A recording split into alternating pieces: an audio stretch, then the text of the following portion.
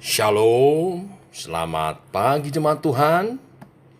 Berjumpa kembali dalam doa pagi online. Di hari pertama, doa 10 hari pencurahan Roh Kudus, saya ajak saudara memuji Tuhan bersama dengan Frankie Kuncoro. Kasih-Mu menebus dosaku, kasih-Mu melawat hatiku. Tuhan mengasihimu tanpa syarat dan Dia mau memakaimu dengan dahsyat. Kasih tepuk tangan buat Tuhan. Buluh yang patah terkulai tak kau putuskan, sumbu yang pudar nyalanya tak kau padamkan. Betapa kau rindukan hidupku berkenan, hanya kasih-Mu yang sanggup pulihkan. Kasih-Mu melawat hatiku, Kau bersihkanku dari dosa. Yes. Kasih-Mu kuduskan hidupku, ku jadi indah, lebih berharga untuk kemuliaan-Mu. Kasih tepuk tangan paling luar biasa buat Tuhan. Yes, nyanyi bareng-bareng.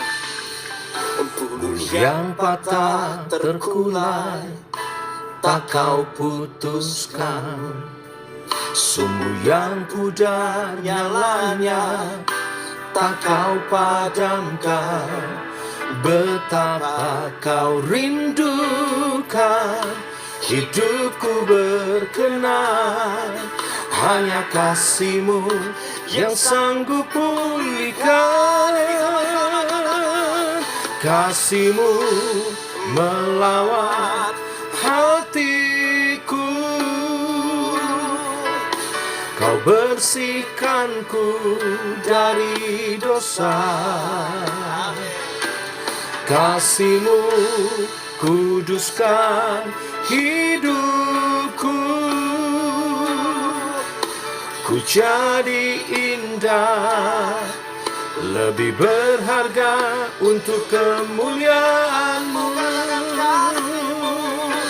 Kasih-Mu melawat hatiku, Kau bersihkanku dari dosa. Kasih-Mu kuduskan hidupku, ku jadi indah, lebih berharga untuk kemuliaan-Mu. Hanya cuma sama-sama. Kasih-Mu melawat hatiku, Yes. Kau bersihkanku dari dosa. Sama setiap kami Tuhan. Kasih-Mu kuduskan hidupku, Katakan yuk, ku jadi indah, lebih berharga. lebih berharga untuk kemuliaan-Mu. Sekali lagi kita nyanyi sama-sama, katakan. Kasih-Mu melawat hatiku, Kau bersihkanku dari dosa.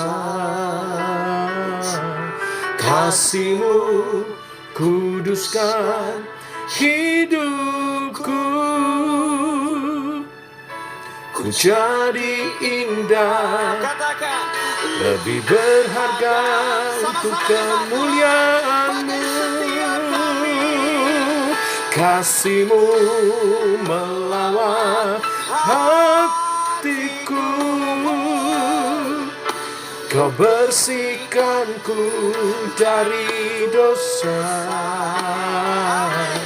Kasih-Mu kuduskan hidupku, ku jadi indah, lebih berharga untuk kemuliaan-Mu. Ku jadi indah, lebih berharga untuk kemuliaan-Mu. Ku jadi indah, lebih berharga untuk kemuliaan-Mu.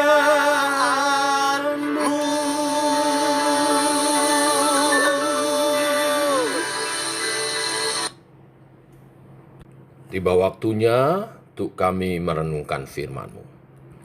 Firman-Mu adalah suluh dan terang bagi jalan kami. Berfirman Tuhan, terangi jalan kami, bimbing, khususnya 10 hari ke depan kami menghayati karya Roh Kudus dalam kami, berbuah menjadi karakter ilahi bagi setiap kami. Dalam nama Tuhan Yesus Kristus. Amin. Bapak Ibu, 10 hari ke depan kita akan mempelajari buah Roh Kudus, dan hari ini saya rindu mendalami tentang kasih. Untuk itu saya akan baca Galatia pasal 5 ayat 22-23, dan nanti akan disambung Lukas pasal 10 ayat 25 sampai 37. Kisah tentang orang Samaria yang murah hati untuk kita memahami kasih sebagai buah Roh Kudus. Baik, demikian firman Tuhan, Galatia 5 ayat 22-23. Tetapi buah roh ialah kasih, sukacita, damai sejahtera, kesabaran, kemurahan, kebaikan, kesetiaan, kelemah lembutan, penguasaan diri. Tidak ada hukum yang menentang hal-hal itu. Saya lanjutkan Lukas 10 ayat 25 sampai 37. Pada suatu kali berdirilah seorang ahli Taurat untuk mencobai Yesus, katanya, "Guru, apa yang harus kuperbuat untuk memperoleh hidup yang kekal?" Jawab Yesus kepadanya, "Apa yang tertulis dalam hukum Taurat? Apa yang kau baca di sana?" Jawab orang itu, "Kasihilah Tuhan Allahmu dengan segenap hatimu, dan dengan segenap jiwamu, dan dengan segenap kekuatanmu, dan dengan segenap akal budimu, dan kasihilah sesamamu manusia seperti dirimu sendiri." Kata Yesus kepadanya, "Jawabmu itu benar, perbuatlah demikian, maka engkau akan hidup." Tetapi untuk membenarkan dirinya, orang itu berkata kepada Yesus, "Dan siapakah sesamaku manusia?" Jawab Yesus, "Adalah seorang yang turun dari Yerusalem ke Yeriko.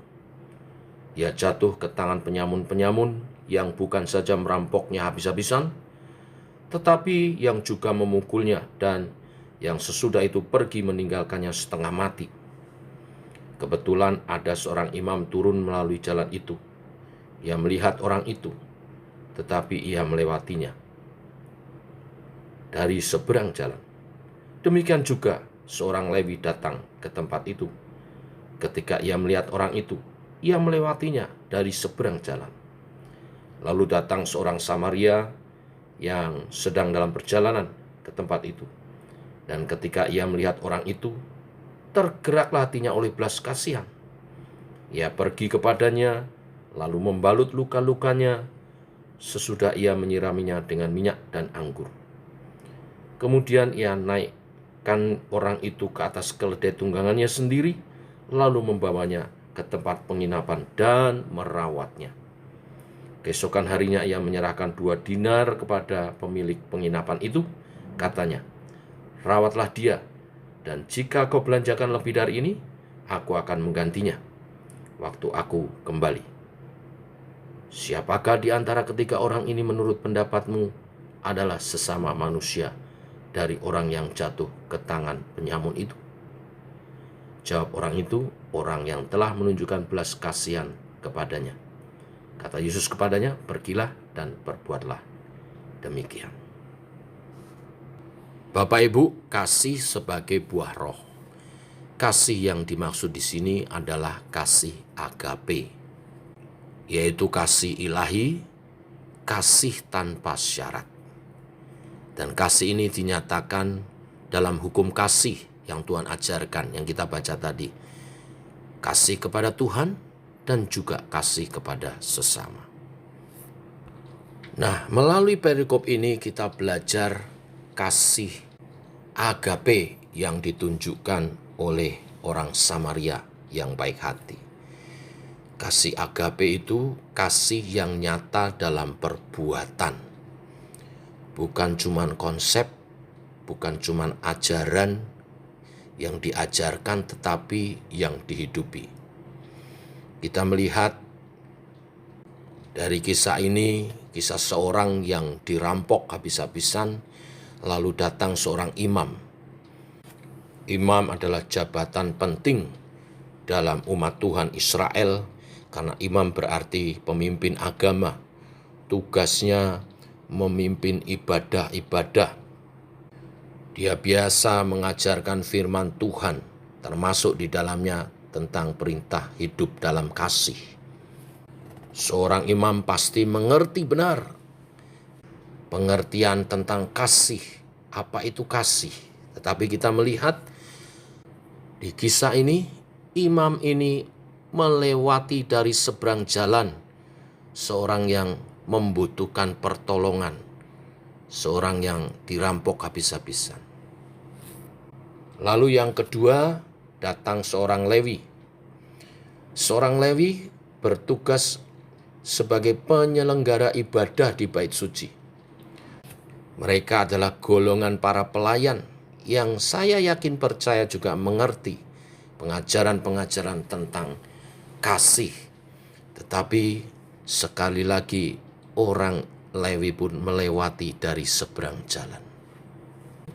Dan akhirnya kisahnya menuju kepada orang ketiga, yaitu seorang Samaria.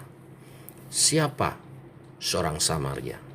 Seorang Samaria adalah penduduk yang dibenci oleh orang-orang Yahudi karena mereka dianggap mencemarkan keturunan orang Yahudi karena mereka mengadakan kawin campur.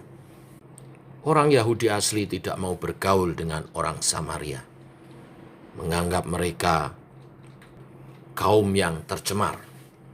Namun di ayat 34, orang Samaria itu menolong karena tergerak hatinya oleh belas kasihan.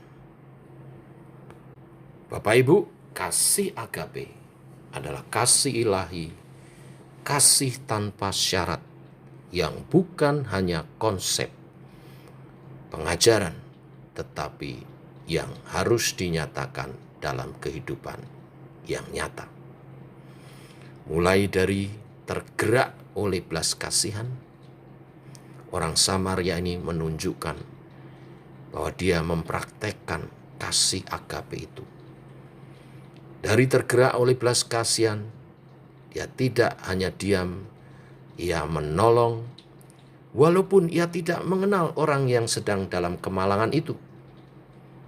Bahkan berani menerima resiko.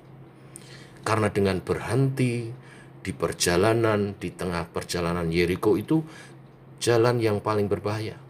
Dengan dia berhenti, mengangkat orang yang luka ini, dia memberi dirinya dalam resiko besar. Bisa jadi dia disergap juga. Tapi hatinya yang penuh belas kasihan membuat dia tidak bisa tinggal diam. Dia menolong walaupun menerima resiko.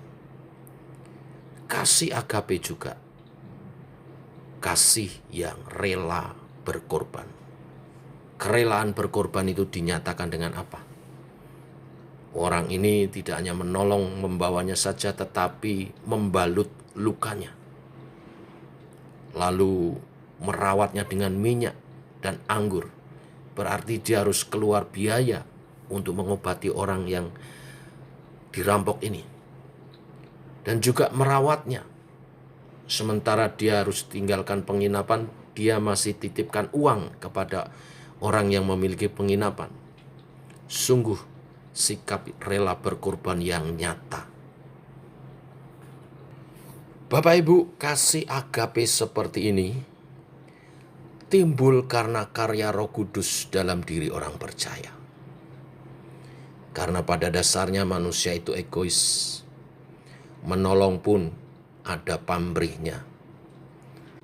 Tetapi bila seorang dipenuhkan Roh Kudus dan Roh Kudus berkarya dalam dirinya, Roh Kudus berbuah akan sikap ilahi, muncul kasih agape, kasih yang rela berkorban, kasih tanpa syarat.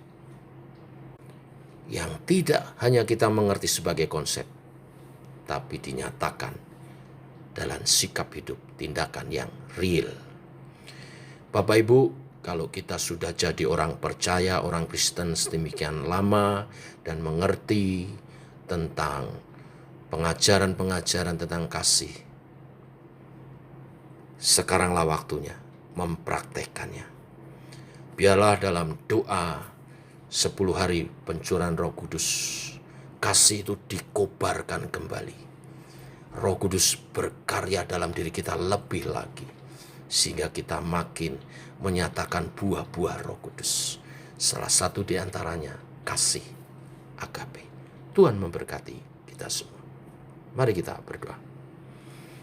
Kami bersyukur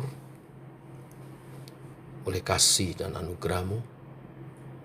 Pagi hari ini kami menghayati karya Roh Kudus dalam kami. Kasih sebagai buah Roh Kudus. Kasih agape, kasih ilahi, kasih tanpa syarat, kasih yang rela berkorban. Kami tidak mampu mengasihi kalau bukan karena Roh Kudus berkarya. Maka kami buka hati selebar-lebarnya, memberi kesempatan Roh Kudus berkarya, menyatakan kasih itu nyata dalam kehidupan kami. Jamahlah kami oleh kasih-Mu Tuhan. Kami orang berdosa, ampuni dosa-dosa kami. Engkau yang telah membasuh dosa-dosa kami dengan darah-Mu.